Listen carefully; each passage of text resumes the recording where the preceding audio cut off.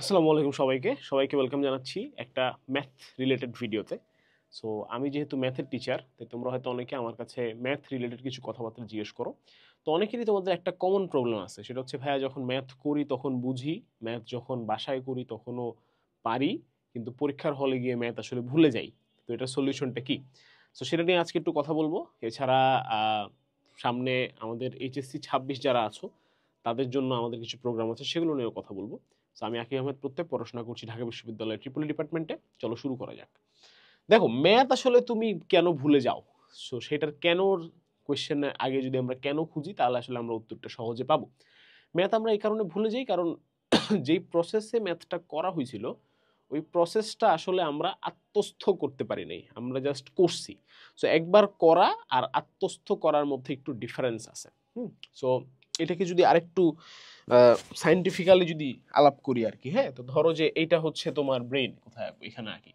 তো এইটা হচ্ছে তোমার ধরো ব্রেন, কথার কথা, হ্যাঁ, যদি দেখতে কিসের মতো হয়েছে, এই কিছুটা টমেটোর মতো বা ক্যাপসিকামের মতো হয়েছে। ধরো কথার কথা, যদি আমি বায়োলজি টিচার না, so আমি আমার কথা এক্সাক্ট হবে না, বাট আমি জাস্ট মেইন এসেন্সটা তোমাদের বোঝানোর চেষ্টা করি। এই ক্রসটা যেখানে দিছি, এই জায়গাতে মনে করো যে এই যে যেই প্রসেসে তুমি ম্যাথটা করছো, এটা সেভ করা আছে। হ্যাঁ, এখন তুমি ধরো সেভ তো করলা, তুমি ধরো কম্পিউটারে কোন একটা বা মোবাইলে কোন একটা ফোল্ডারের মধ্যে একটা ছবি সেভ করছো। এখন যখন তুমি আবার এই ছবিটা তোমার বের করার প্রয়োজন হবে, তখন বলো তো এইটা এইটা ইম্পর্টেন্ট যে ছবিটা কোথায় রাখছি, নাকি এটা ইম্পর্টেন্ট যে ওই যেখানে রাখছি সেখানে যাওয়ার রাস্তাটা কোনটা?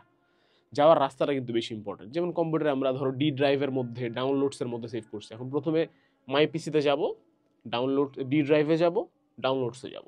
This is my path way. So এইবার তুমি সেভ করে রাখার পরে ম্যাথটা যখন তুমি নেক্সট টাইম করতেছো, তখন তোমার ব্রেন মনে করো একটা পাথ ওয়ে ফলো করে এই জায়গাতে যাচ্ছে। ঠিক আছে, এটা পুরোপুরি আমি বায়োলজিতে এক্সপ্লেন করতে পারবো না ভাই, আমি তোমাকে বোঝাচ্ছি জাস্ট। এই পাথ ওয়েটা ফলো করে মনে করো যে এই যেখানে সেভ করছিলে সেখানে গেল। ঠিক আছে, এরপরে তুমি আবার কি করলা? প্র্যাকটিস করলা না, অনেক দিন পর্যন্ত প্র্যাকটিস করলা না, অনেক দিন পরে গিয়ে তুমি আবার প্র্যাকটিস করলা। প্র্যাকটিস করার সময় আবার এই সেম পাথ ওয়েটা দিয়েই কি ব্রেন গিয়ে তোমার এই ইনফরমেশনটা কালেক্ট করে আনলো। ঠিক আছে, সো ব্রেন এই পাথ ওয়েটাকে মনে রাখতে পারবে। ঠিক আছে, ব্রেন ইনফরমেশনটাকে রাখছে একটা জায়গাতে, এবং ইনফরমেশনটাকে রিট্রিভ করার যে পাথ ওয়ে, এই পাথ ওয়েটা মনে রাখা বেশি ইম্পর্টেন্ট, এবং এইটাকেই আমরা বলি অ্যাক্টিভ রিকলিং। Active recalling. ঠিক আছে, সো এবার বায়োলজির কথা বাদ দিই ভাই, বায়োলজির কথা যত বলবো তত ভুল কথা বলা হবে আমার আসলে। তো আমি যেহেতু বায়োলজির মানুষ না, বাট অ্যাক্টিভ রিকল কথাটার কথা মনে রাখবা, জাস্ট এটাই মোস্ট ইম্পর্টেন্ট। অর্থাৎ তুমি একটা কিছু আজকে পড়লা, কালকে যদি কোনো বই পুস্তক না দেখে একটা ব্ল্যাঙ্ক পেপারে তুমি ওই জিনিসটা লিখতে পারো বা আরেকজনকে বোঝাইতে পারো, তাহলে বুঝবা যে তোমার ওই অ্যাড্রেসটা তোমার মনে আছে। সো কোথায় সেভ করতেছো, এটা থেকে ইম্পর্টেন্ট হচ্ছে অ্যাড্রেসটা কি। ওকে, এই যে তোমরা কি করো, পরীক্ষার আগে দিয়ে হঠাৎ করে একটা ম্যাথ করে গিয়ে পরীক্ষার হলে বসে যাও, তোমার তো জাস্ট সেভ করা হয়েছে, ধরো রিকল করার তো সময় নেই তোমার। অথবা বছরের শুরুতে একটা ম্যাথ করো, পরীক্ষার দিন মনে করতে চাও, অ্যাক্টিভ রিকল করা হয়নি, বারবার বারবার সেই পাথ ওয়েটা তোমার মুখস্থ হয় নাই। দ্যাটস ওয়াই তুমি আসলে বারবার কি করছো, ম্যাথ ভুলে যাচ্ছ। আরো ইন ডেপথ যদি বলি, প্রথম কথা হচ্ছে ভাইয়া, তাহলে কি বুঝলাম আমি এতক্ষণে আলাপ আলোচনায়, যে প্র্যাকটিসের অভাব হচ্ছে আমাদের, তাই না? আমাদের প্র্যাকটিসের অভাব আছে বলেই কি আমরা বারবার ম্যাথটা করি নাই, বলে যথেষ্ট পরিমাণ বার করা হয় নাই যে পরীক্ষার হলে গিয়ে আমার মনে থাকবে। দ্যাটস ওয়াই আমি ভুলে যাচ্ছি, সিম্পল। 2 নাম্বার হচ্ছে আমরা সলিউশন দেখে করছি। এখানে আসো, যে ম্যাথ আসলে তো আমরা বলি যে ম্যাথ মুখস্থ করতে হয় না, ম্যাথ মনে রাখতে হয়, তাই না? বেসিক্যালি সেম জিনিস, বাট ম্যাথের ক্ষেত্রে একটু ডিফারেন্ট জিনিসটা। ডিফারেন্ট জিনিসটা হচ্ছে কি, যে তুমি ম্যাথ তখনই মনে রাখতে পারবা যখন তুমি এই জিনিসটা করবা। এই জিনিসটার নাম হচ্ছে ক্রিটিক্যাল থিঙ্কিং।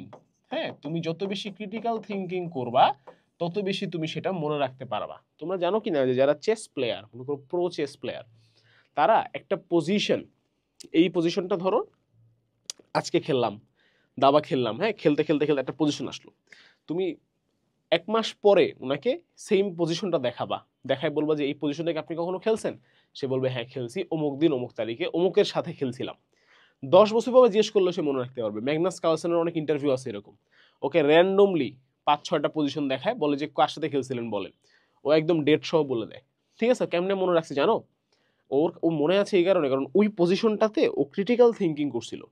অনেকক্ষণ ধরে চিন্তা করছিল যে এরপরে কি খেলতে হবে। যখনই ক্রিটিক্যাল থিঙ্কিং করে আমাদের ব্রেন তখন বুঝে যাচ্ছে এটা একটা ইম্পর্টেন্ট ডিসিশন। তুমি কি একটা ঠুনকো ডিসিশনে কি ক্রিটিক্যাল থিঙ্কিং করো?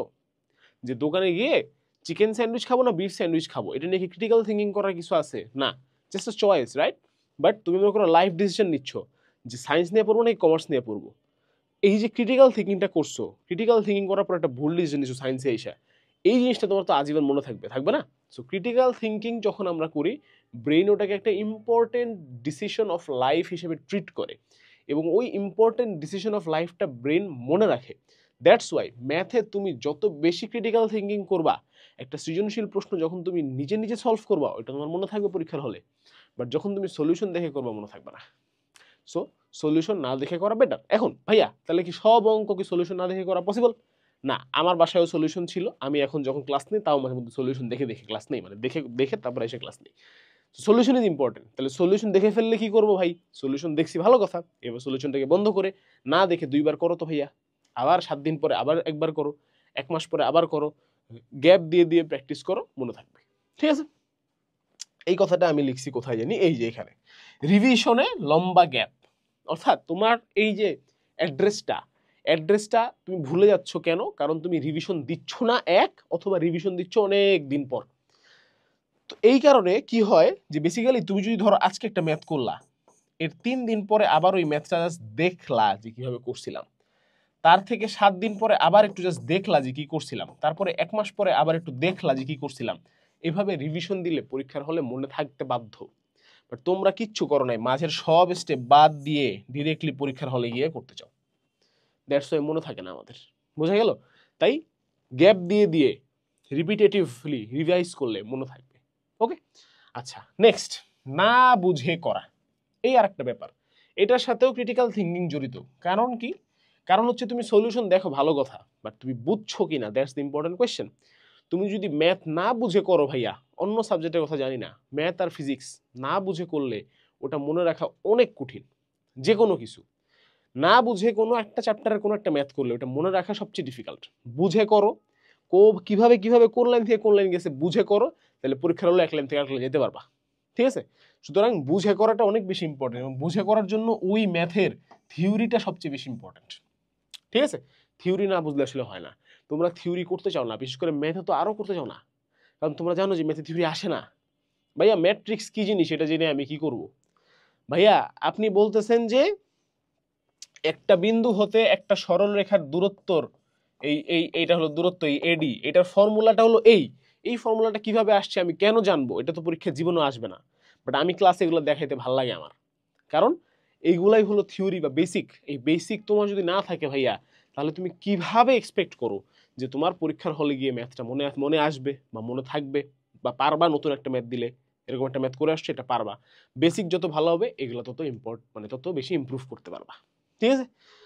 আচ্ছা, এই পয়েন্টটা খুব ইম্পর্টেন্ট, অতিরিক্ত শর্টকাট ডিপেন্ডেন্সি। আগে যখন আমি অফলাইনে ক্লাস নিতাম, বাট এখনো যদি হচ্ছে অনলাইনে আমি কোনো ধরনের ধরো লাইভ ক্লাস নিই, তাহলে তোমরা একটা কথা বললো ভাইয়া শর্টকাটে দেখান। মাঝে মধ্যে আমি অফলাইনে ফাইজলামি করে জিজ্ঞেস করতাম যে আচ্ছা এই ম্যাথটা না একটা বড় ওয়েতে করা যায়, একটা শর্টকাট ওয়েতে করা যায়, কোনটা দেখাবো? সবাই বলতো ভাইয়া শর্টকাট শর্টকাট শর্টকাট। সবাই শর্টকাট পছন্দ করে, but shortcut can never be, মানে কি বলা যায়, বেস্ট। ঠিক আছে? শর্টকাট কখনো সাকসেসফুল হওয়া যায় না, শর্টকাটে সফলতার কোনো শর্টকাট নেই। সিমিলারলি ম্যাথে শর্টকাট ইজ গুড, বাট শর্টকাটটা যে আবিষ্কার করছে তার জন্য গুড, বাকি কারোর জন্য গুড না। ঠিক আছে? এখন তাহলে আমরা কি করবো? আমরা কি সেটা পড়বো না? আমরা পড়বো, বাট আমরা আগে মেইন জিনিসটা বুঝবো, মেইনটা বুঝে দেন শর্টকাটটা পড়বো, তাহলে একমাত্র শর্টকাট কাজে আসবে। মেইনটা না বুঝে শর্টকাটটা করলে সব মেইনটাও বুঝবো না, শর্টকাটও বুঝবো না। ঠিক আছে? সুতরাং অতিরিক্ত শর্টকাট ডিপেন্ডেন্সি কমাও, বরং শর্টকাটটা কিভাবে আসছে সেটার উপরে বেশি ফোকাস দাও। এবং বিশ্বাস করো, তুমি যখন নিজে নিজে ম্যাথ প্র্যাকটিস করা শুরু করবা, তখন তুমি নিজেই লাইন স্কিপ করতে পারবা। নিজে নিজে যত বেশি প্র্যাকটিস করতে পারবা, নিজেই নতুন নতুন শর্টকাট আবিষ্কার করতে পারবা যে এইখানে এইটা আসলে এইটা হয়, আমি শিওর এটা সম্ভব। সুতরাং নিজের উপরে দক্ষতা বাড়াইতে হলে, ম্যাথের স্কিল বাড়াইতে হলে ভাইয়া ফার্স্ট পয়েন্টের কোনো অভাব নাই, মানে প্র্যাকটিসের কোনো বিকল্প নাই। ঠিক আছে? সো আমাদের ক্যাপস্টোন রিভিশন প্রোগ্রাম আছে, এইচএসসি 26 ব্যাচ যারা আছো তাদের জন্য আমাদের যে math department, just look at that. আমাকে বাদ দাও ভাই, আমি এখানে সবচেয়ে ছোট মানুষ লিটারালি, বাকি সবাই আমার থেকে সিনিয়র। শফিক ভাইয়ের মতো মানুষজন এখানে আছে, তকি ভাইয়ের মতো মানুষজন এখানে আছে, তোমাদের ঢাবির সোহান ভাই আছে, আমি আছি, লেজেন্ডারি ম্যাথ ডিপার্টমেন্ট।